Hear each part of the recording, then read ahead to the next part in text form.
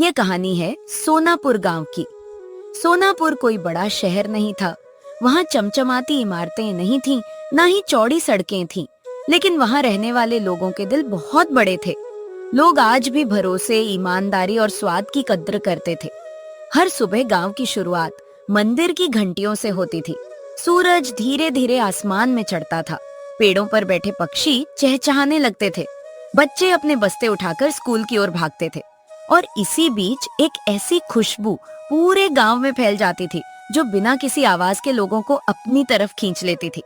वह खुशबू थी रामलाल काका की मशहूर पाव भाजी की। गांव के बीचों बीच एक पुराने नियम के पेड़ के नीचे रामलाल काका का ठेला लगता था। जैसे ही ठेला खुला, ग्राहक आने लगे।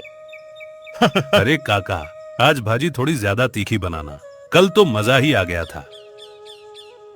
अरे भाई, तीखी हो जाएगी तो पानी ज्यादा पीना पड़ेगा, लेकिन स्वाद कम नहीं होने दूंगा। सभी लोग हंस पड़े। कुछ देर बाद एक नियमित ग्राहक प्लेट खाते खाते रुक गया। काका, एक बात सच सच बताओ, इतना जबरदस्त स्वाद आता कैसे है? कौन सा मसाला डालते हो? राज किसी कंपनी के मसाले में नहीं होता बेटा। तो फिर किसमें होता है? राज होता है नियत में। सब्जी हमेशा ताजी होनी चाहिए, मसाला घर का होना चाहिए, और जो चीज हम अपने बच्चों को नहीं खिला सकते वो किसी और को भी नहीं खिलानी चाहिए। ग्राहक मुस्कुरा दिया। यही वजह है कि आपकी पाव भाजी पेट के साथ दिल भी भर देती है। रामलाल काका सिर्फ मुस्कुरा दिए, लेकिन सोनापुर में सिर्फ एक ही पाव भाजी वाला नहीं था। बस स्टैंड के पास विनय कुमार नाम का एक युवक भी ठेला लगाता था। उसके ठेले पर बड़ा सा बोर्ड लगा था, स्पेशल पाव भाजी, सिर्फ 25 रुपए। विनय जोर जोर से आवाज लगा रहा था। एक आदमी रुक गया। आओ भाई आओ, महंगी पाव भाजी खाने की जरूरत नहीं, वही स्वाद आधे दाम में। लेकिन रामलाल काका तो 50 रुपए लेते हैं। यही तो फर्क है भाई, कुछ लोग नाम बेचते हैं, मैं स्वाद बेचता हूँ। लोग उसकी बात सुनकर उसकी दुकान पर भीड़ लगाने लगे। दूर खड़े रामलाल काका यह सब देख रहे थे, लेकिन उनके चेहरे पर कोई जलन नहीं थी। उन्हें अपने काम पर भरोसा था। उसी शाम गांव के एक छोटे से घर में एक युवक वापस लौटा। उसका नाम था रोहित। वह कई महीनों बाद शहर से गांव आया था। जैसे ही वह घर पहुंचा, उसकी माँ कमला देवी दौड़कर उसके पास आई। रोहित, बेटा तू आ गया? रोहित मुस्कुराया। हाँ माँ, अभी मैं कहीं नहीं जाऊंगा। कमला देवी की आंखों में खुशी के आंसू आ गए। हाँ ठीक है बेटा, अभी कल से अपने पापा के साथ ठेला संभाल लेना। रोहित कुछ पल चुप रहा, फिर बोला, मान मैं ठेला नहीं संभालना चाहता। कमला देवी चौंक गई। क्या? लेकिन क्यों बेटा? अरे माँ, मैं कुछ बड़ा करना चाहता हूँ, गांव में ही, लेकिन बड़ा। कमला देवी समझ गई कि शहर अभी भी उसके बेटे के दिमाग में बसा हुआ है। उसने कुछ नहीं कहा। शाम को रोहित बाजार पहुंचा। दूर से उसने देखा कि उसके पिता के ठेले पर लंबी लाइन लगी हुई थी। लोग बेसब्री से इंतजार कर रहे थे। अरे काका जल्दी करो, देर हो रही है। मेरे लिए 2 प्लेट पैक कर दो। रोहित हैरान रह गया। क्या बात है, इतनी भीड़, वो भी एक ही ठेले पर? तभी रामलाल काका की नजर उस पर पड़ी। अरे रोहित, तुम यहाँ कब आया मुंबई से? मैं आज ही आया पापा। अच्छा हुआ तुम आ गया। चल आज साथ में खाना खाएंगे घर में। रात को तीनों एक साथ बैठे थे। गर्मा गर्म पाव भाजी की खुशबू पूरे घर में फैली हुई थी। रोहित ने एक निवाला खाया। स्वाद वही था जो बचपन में हुआ करता था, लेकिन उसके मन में एक सवाल उठ रहा था। उसे दूसरी तरफ विनय का ठेला याद आया। सस्ती पाव भाजी, ज्यादा भीड़, ज्यादा कमाई। उस रात रोहित देर तक जागता रहा। एक तरफ उसके पिता की ईमानदारी थी, दूसरी तरफ जल्दी सफलता पाने का लालच। उसे नहीं पता था कि यही सवाल उसकी जिंदगी बदलने वाला था। रात भर रोहित सो नहीं पाया। उसके दिमाग में बार बार एक ही सवाल घूम रहा था। अगली सुबह रामलाल काका हमेशा की तरह सब्जी मंडी पहुंच गए, लेकिन इस बार उनके चेहरे पर चिंता साफ दिखाई दे रही थी। उन्होंने सब्जी वाले भोला से पूछा, अरे भोला भाई, आज टमाटर कितने के हैं? काका, आज भाव सुनकर घबरा मत जाना।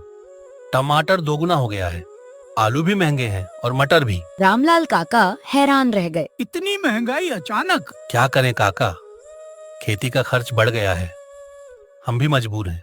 रामलाल काका चुपचाप सब्जियां लेकर घर लौट आए। घर पहुंचकर उन्होंने थैला नीचे रखा। कमला, अब पाव भाजी का दाम बढ़ाना पड़ेगा। क्या? लेकिन कितना?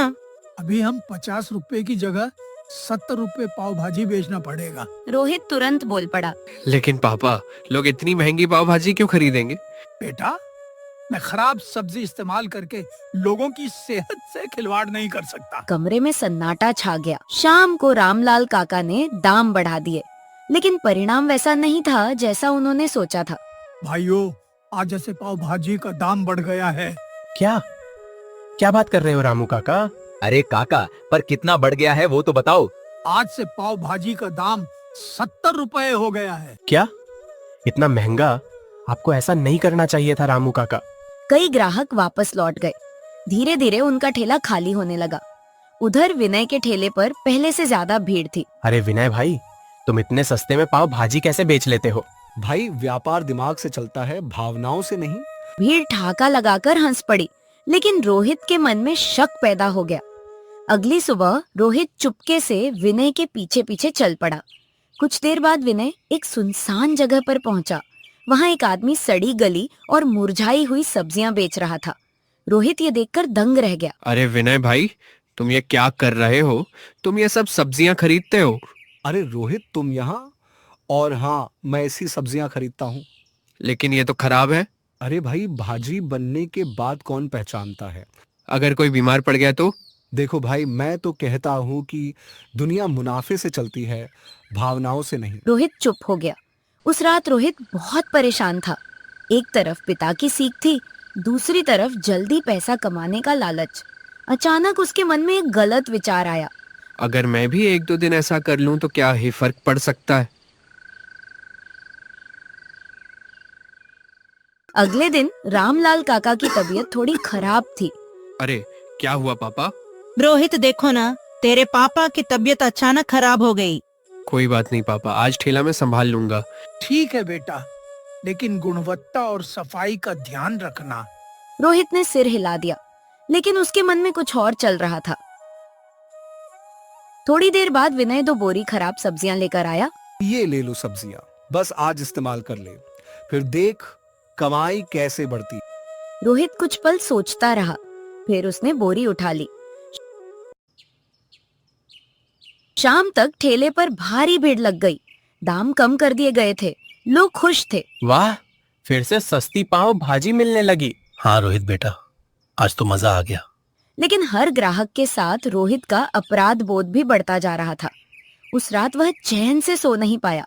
अगली सुबह अचानक गांव के प्रधान महेश सिंह कुछ लोगों के साथ बाजार पहुंचे। रोहित, हमें शिकायत मिली है कि किसी ठेले पर खराब सब्जियों का इस्तेमाल हो रहा है। रोहित के पैरों तले जमीन खिसक गई। उसे लगा अब सब खत्म हो जाएगा। प्रधान पहले रामलाल काका के ठेले पर पहुंचे। उन्होंने हर चीज ध्यान से देखी। सब्जियां ताजी थीं, साफ सफाई भी अच्छी थी, कहीं कोई गलती नहीं मिली। रोहित हैरान रह गया, क्योंकि आज सुबह रामलाल काका खुद नई सब्जियां खरीद कर लाए थे और खराब सब्जियां फेंक दी थी। इसके बाद सभी लोग विनय के ठेले की तरफ बढ़े।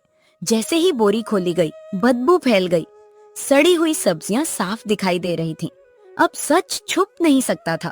विनय, लोगों की सेहत के साथ खिलवाड़ करने वाले को सोनापुर में व्यापार करने का कोई अधिकार नहीं है। प्रधान जी, मेरी बात सुनिए। चुप रहो विनय, अब बहुत देर हो चुकी है। उसी समय विनय का ठेला बंद कर दिया गया।